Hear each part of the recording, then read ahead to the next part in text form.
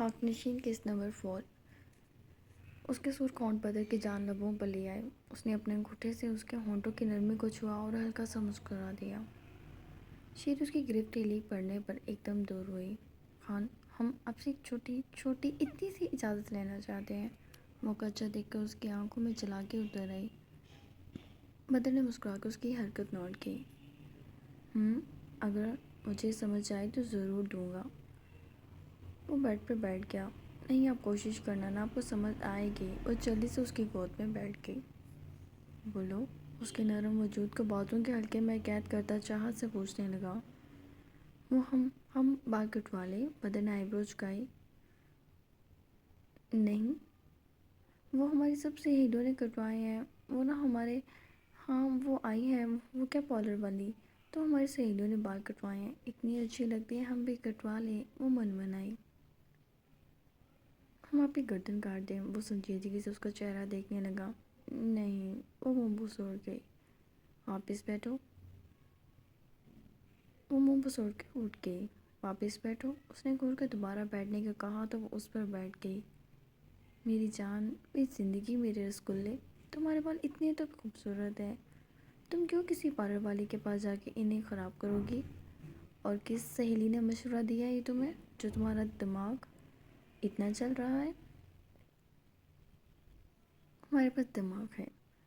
لالا جی بھی نہیں کرنے دیتے، آپ بھی نہیں کرنے دیتے، ہم سے بات نہ کریں۔ وہ اٹھ کے کرسی پہ بیٹھ گئی۔ تمہارا وہ بٹنگا لالا ایک ہی کام اچھا کرتا ہے، کسی موتی کی طرح تمہاری حفاظت کرتا ہے، جبکہ خود بے حیائی اور بے شرمی کا سیمپل ہے۔ بدر کی بات پر وہ اور بھی منہ پھلا گئی۔ شیری، وہ اس کے گال پر ہاتھ پھیرتا اس کو جانسار نگاہوں سے دیکھنے لگا۔ ہم آپ سے پیار نہیں کرتے، تم جو مرضی چلا کے کر لو، بال کٹوانے کی اجازت ہرگز نہیں ملے گی، اوکے؟ وہ بچوں کی طرح منہ بسوڑ گئی۔ نو، محتمہ لہجے میں بولا۔ ہماری سہیلی صحیح کہتی ہیں، آپ بہت بڑے پھٹو ہو۔ پھٹو؟ بدر اس خالص لفظ پر ذرا الجھا۔ ہاں، پھٹو، وہ غصے سے ناک سکیڑتی بولی۔ اول تو اس کا مطلب مجھے سمجھ نہیں آیا، لیکن یقیناً کچھ برا ہی ہوگا۔ یہ شوہر کی عزت ہے، اپنی فالتو سہیلیوں کے ساتھ مل کر مجھے برا بھلا کہتی ہو۔ جی نہیں، ہم نہیں کہتے، وہ جلدی سے بولی۔ تو یہ پھٹو کیا ہے؟ یہ تو مذاق ہے۔ اس نے اس کی کلائی موڑ دی۔ میں مذاق نہ کر دوں تمہارے ساتھ کبھی؟ وہ اس کی گردن پہ ہونٹ رکھ گیا۔ شیری کے وجود میں ایک لہر سی دوڑی۔ اس کے ہونٹوں کی حرکت اور ایک مسرور سی نرم آواز دونوں کو عجیب احساس کے گھیرے میں اتار چکی تھی، اور ابھی وہ اس کی شرٹ کو مزید نیچے کی جانب کھینچتا کہ دروازہ بجنے لگا۔ شیری کا خوف سے رنگ اڑا اور لبوں پر ہاتھ رکھ گئی۔ شیری، لالا کی آواز مزکش سے پڑے۔ بدر مسکرانے لگا اور اس کے گال کو زور سے چوم لیا۔ تم بہرہ ہے لڑکی؟ وہ انتظار کرتا کسی کا ناممکن باہر سے چیخا جب شیری نے بدر کو واش روم میں دھکیلا اور خود اپنا حلیہ درست کرتی دروازہ کھول گئی، جبکہ دوپٹہ بھی اچھے سے لے لیا تھا۔ براق نے آئی برو جھکا کر اسے دیکھا۔ تم سو گیا تھا؟ جی، وہ آہستگی سے بولی۔ ہم شہر جا رہا ہے، اپنا خیال رکھے گا تم، اور ہاں، یہ عاشقی معشوقی سے پرہیز کرے گا، ورنہ 2 منٹ میں تمہارے خصم کے ٹکڑے اپنے کتے کو کھلا دوں گا، سمجھے؟ جی لالا جی، وہ ڈرتے ڈرتے بولی، جبکہ بدر نے 2-3 گالیاں دے دیں۔ پریشان کیوں ہے ہمارا بچہ؟ وہ اس کے سر پہ ہاتھ رکھ کر سوال کرنے لگا۔ نہیں لالا جی، وہ ہم چھوٹی سی ایک فرمائش کر رہے ہیں، وہ آنکھیں پٹ پٹاتی بولی۔ تم بڑی والے کرے ہم اگنور کرتا ہے کبھی؟ وہ اسے بازوں کے حلقے میں لیتا باہر آ گیا۔ شیری نے شکر ادا کیا کہ واش روم میں تھا، وہ سن تو رہا ہوگا۔ آپ ہمارے لیے شہر سے چاکلیٹ لائیں گے اور ایک فراک اور ایک پائل۔ وہ مسکرا دیا۔ بس؟ اس نے اس کی ناک کھینچی۔ اور ہمارے پاس سب ہے۔ شیری مسکرائی تو وہ بھی مسکرا دیا۔ چلو ٹھیک ہو گیا۔ فرحات، تم آدمی ہیں؟ یہ تم آدمی ہیں یا بند کانوں میں کیا ڈالے کھڑا ہے؟ سارا لسٹ لکھو، اور جو شیری کہتا ہے وہ سب خریدنا ہے۔ وہ صوفے پر بیٹھ گیا، جبکہ فرحات نے فوراً اپنا ٹیپ سیدھا کیا۔ فرات لالا ایک کہانیوں کی کتاب بھی، وہ رازداری سے بولی۔ براق موبائل میں لگا تھا۔ فرات نے آنکھ کے اشارے سے اسے چپ رہنے کو کہا۔ البتہ یہ سب پدر دیکھ چکا تھا اور پھر دونوں نے خسر پسر کی۔ ہو گیا لالا؟ فرات سر اٹھا کر بولا۔ ٹھیک، جاؤ تم دونوں۔ اس نے آرڈر دیے تو شیری خوشی خوشی کمرے میں آئی۔ احتیاط دروازہ بند کر دیا۔ اس نے واش روم کا دروازہ کھولا مگر وہاں بدر نہیں تھا۔ ہاں جی، آہستگی سے بولی مگر وہ کہیں بھی دکھائی نہیں دیا۔ پتہ نہیں کہاں چلا گیا تھا۔ وہ البتہ خوش تھی کیونکہ اس کے گرد اسے چاہنے والے بہت تھے۔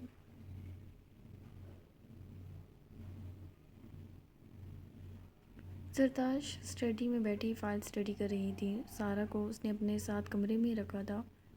وہ کتنی بھی بہادر بن جاتی اپنی کمزوری سے واقف تھی۔ اس نے موبائل اٹھایا تو اس پر فائز کے میسیجز تھے جنہیں دیکھ کر وہ مسکرا دی، کیونکہ اس نے اس کے کھانے پینے کے بارے میں پوچھا تھا، اور ساتھ یہ بھی، تمہیں ڈر تو نہیں لگ رہا؟ سچ تو یہ ہے کہ سارا کے ہونے سے کافی حوصلہ ہو گیا تھا۔ وہ سکون سے دوبارہ فائلز دیکھنے لگی کہ اچانک لائٹس بند ہو گئی۔ لائٹس بند ہوتے ہی اس کی گرفت موبائل پر کافی سخت ہو گئی۔ اس نے جلدی سے ٹارچ آن کرنا چاہی کہ کسی کا ہاتھ اس کی گردن کی پشت پر رینگتا ہوا اس کے آگے آ گیا۔ زرتاش نے ٹیبل کو دونوں مٹھیوں میں جکڑ لیا۔ تم سمجھا نہیں تھا تب بات کو؟ کوئی اس کے کان کے قریب بولا۔ عجیب سی مہک چاروں طرف میں پھیل گئی۔ زرتاش نے سانس اس کے ہاتھ کے نیچے ہی حلق میں اتارا۔ تم کیوں چاہتا ہے ہم تمہارا عزت لوٹ لیں تاکہ تم اگلی بار عدالت میں کھڑا بھی نہ ہو سکے؟ ایک دم اس نے اس کی چیئر گھمائی۔ زرتاش کی چیخ سی نکلی۔ ہاں، ہم کو اچھا نہیں مانتا چیخنا چلانا۔ نرم مزے سے بھرپور آوازوں کا سرور الگ ہوتا ہے۔ اندھیرے میں ایک دم اس کے منہ پر ٹارچ ڈالی تو یقیناً اسے دوسری طرف والا انسان دکھائی دینا ہی نہیں تھا۔ دوسری طرف لائٹس کا مکمل فوکس اس کے منہ پر تھا۔ اس نے آنکھیں زور سے میچ لیں۔ تم گونگا ہے ڈرپوک پروسیکیوٹر؟ وہ ہلکا سا مسکرایا۔ زرتاش کی آنکھوں میں لرزش اس نے محسوس کر لی۔ وہ اس کے چہرے کو غور سے دیکھنے لگا۔ کسی انڈے کی طرح سفید تھی وہ، اور ناک اور گال قدرتی طور پر سرخی مائل، جیسے کسی نے چٹکی بھر لی ہو۔ اس کے گال پر اسے لگا اس ستوہ ناک پر سرخ لونگ کافی جچے گی۔ اس نے اس کے وجود پر ٹارچ ماری۔ شال سے ڈھانپا ہوا تھا سب کچھ بدمزہ سا ہوتا۔ وہ سر جھٹک کر دوبارہ چہرے پر آ گیا۔ آنکھیں کھولو، اس نے حکم دیا، جبکہ زرتاش اس کی اسی بات میں اٹک گئی تھی کہ وہ اس کی عزت لوٹنے آیا ہے۔ اور اس کے بعد کچھ وقفے سے اس نے خود میں ہمت مجتمع کی اور وہ جو مکمل اس پر جھکا ہوا تھا اسے دونوں ہاتھوں کی طاقت لگا کے دور کیا۔ واللہ شیرنی نکلا تم تو۔ وہ پیچھے ہوتا ہنسنے لگا۔ کون ہو تم؟ یہاں کیوں آئے ہو؟ اور مجھے میرے موقف سے تم ہٹا نہیں سکتے؟ ہاں، غلط بات۔ ہم پسند نہیں کرتا کوئی ہمارے ساتھ بدتمیزی سے پیش آئے، اور ہم تم کو اجازت نہیں دے گا۔ اچانک اس نے جھپٹ کر اس کے بالوں کو مٹھی میں جکڑا۔ آئندہ ہمیں تم نہیں کہے گا۔ وہ کیا ہے نا، ہم سے ہمارا بے عزتی برداشت نہیں ہوتا، پھر ہم جنگلی بن جاتا ہے۔ لڑکیاں تو کہتا ہے جانور ہیں ہم کیا تمہارے نازک وجود پہ اپنی جانور گری دکھائے؟ یکدم برہمی سے وہ بولا۔ زرتاش اسے خود کو چھڑانے کی کوشش کرنے لگی۔ ہم دوبارہ نہیں کہے گا، اس کیس سے باہر نکل جائے تو ہمارا عافیت ہے اس میں۔ وہ اسے جھٹکے سے چھوڑتا بولا۔ زرتاش زمین پہ گری اور چہرہ موڑ کر اسے دیکھنے کی کوشش کی مگر ناکام رہی کیونکہ وہ ٹارچ اس کے منہ پر مار رہا تھا۔ اچھا سنو، تمہارے ماں باپ نے تمہارا پیدا ہونے پہ تم کو کیا کہا تھا؟ مطلب تمہارا کوئی نام تو رکھا ہوگا؟ اس کے سوال پہ زرتاش غصے سے بولنے لگی۔ واللہ تمہارا تیور تو واقعی وکیلوں والا ہے۔ خیر، نام بتائے گا اپنا یا تمہارا اسٹڈی کو تباہ کرے؟ وہ سنجیدگی سے چیئر گھسیٹ کر بیٹھ گیا۔ زرتاش کو وہ دکھائی نہیں دے رہا تھا۔ لائٹس کا فوکس اس پر تھا۔ وہ زمین پر سے اٹھی، معلوم نہیں سارا کہاں چلی گئی تھی۔ ویسے تم کو دیکھ کر لگتا تمہارا نام جانا ہونا چاہیے۔ اگر تمہیں اپنا نام بتا دے اچھا لگے تو بلائے گا تمہیں اسی نام سے؟ زرتاش، اس نے سنجیدگی سے کہا۔ اوکے جانا، ہم تم کو سمجھا چکا ہے، تم دوبارہ ملاقات کا شوق پالے گا تو یقیناً اپنی ٹانگوں کو پھر اڑائے گا۔ اس ملاقات میں درد ہو سکتا ہے، تو ہمارے جیسا بدنام بندہ کو اپنے پیچھے نہ لگائے تو بہتر ہے۔ میرا نام زرتاش ہے، زرتاش بات کاٹ کر بولی۔ گل بہارا، وہ اپنی ٹون میں اٹھتا بولا۔ کیا بکواس ہے، جانے جانا، اسے زیج کر کے مزہ لے رہا تھا۔ اگر اتنی ہمت ہے تو اپنا چہرہ دکھاؤ، زرتاش نے کچھ دماغ کا استعمال کرتے ہوئے کہا۔ جبکہ مقابل ہلکا سا مسکرایا، اس نے موبائل کی ٹارچ بند کی اور ایک دم اس کی کمر میں بازو ڈال کر اسے خود سے نزدیک کر لیا۔ زرتاش کی چیخ نکلی، اس کے کلون کی خوشبو زرتاش کے ارد گرد پھیل گئی۔ اس نے سانس حلق میں اتارا اور اسے دیکھنا چاہا مگر اندھیرے کے باعث وہ ناکام رہی۔ تم بیوقوف سمجھتا ہے ہم کو، ہم لاسٹ وارننگ دیتا ہے، اپنے کھوپڑے کا استعمال بند کر کے اس کیس سے باہر نکل جائے۔ اس کی گال کو تھپ تھپا کر اسے پیچھے دھکیل گیا اور زرتاش چیئر پہ گری۔ وہ ایک دم مڑی اور کوئی کھڑکی سے فرار ہو گیا۔ اس نے بھاگ کر دیکھا تو جیسے لمحوں میں وہاں سے سب غائب ہو گیا۔ وہی چچا، زرتاش کی آواز ابھری اور اگلے لمحے لائٹس آ گئیں۔ وہ اس کھڑکی میں کھڑی گھورنے لگی۔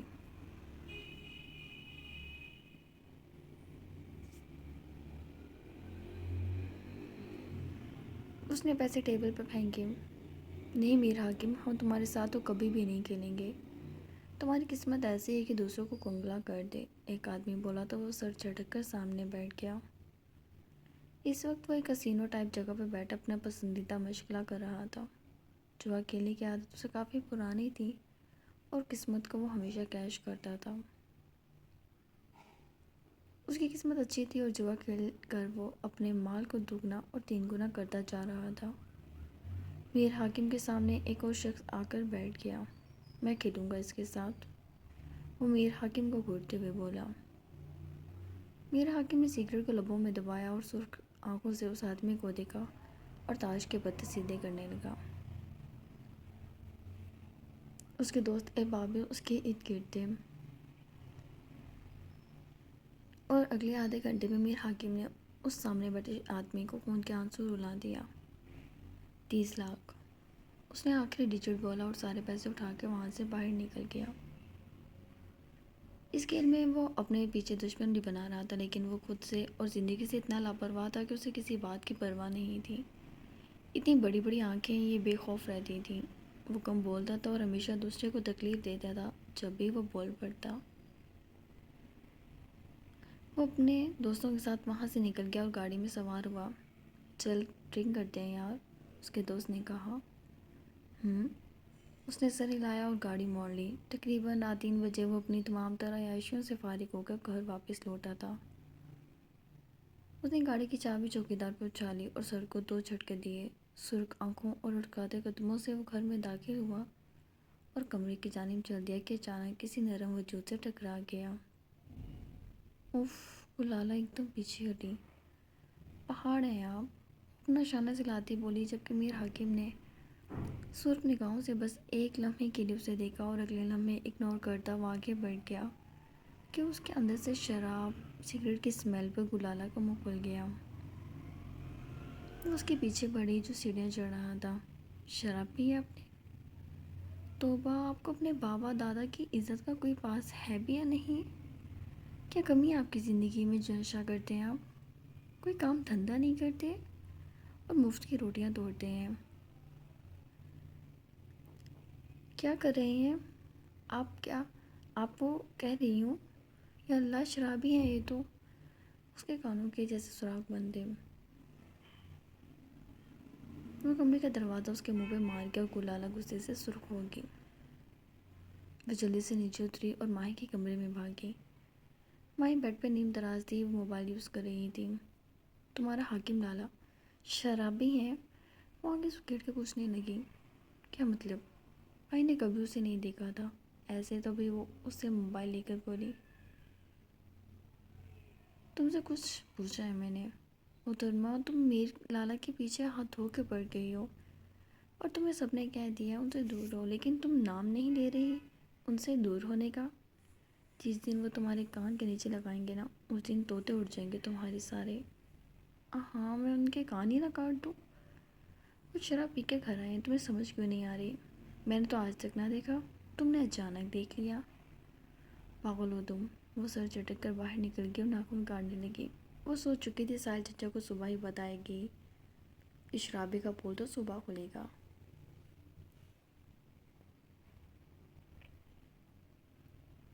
صبح ناشتے پر سب میر حاکم کو دیکھ کر ایک دم چونک گئے، جبکہ شادیہ خوش ہوگی۔ اس نے چیئر کھینچی اور ناشتہ کرنے لگا۔ گلال آنکھیں سکیڑ کے اسے ہی دیکھ رہی تھی کہ اچانک میر حاکم نے اس پر وہی خوفزدہ کر دینے والی سرخ نگاہیں اٹھائیں تو اس کے ہاتھ سے کانٹا چھوٹ گیا۔ وہ انڈا نکلنا ہی بھول گئی۔ میر حاکم نے نگاہ ہٹا لی۔ گلالہ نے دل سنبھالا، کتنا گندا ہے یہ، وہ سوچ کے دوبارہ ناشتہ کرنے لگی۔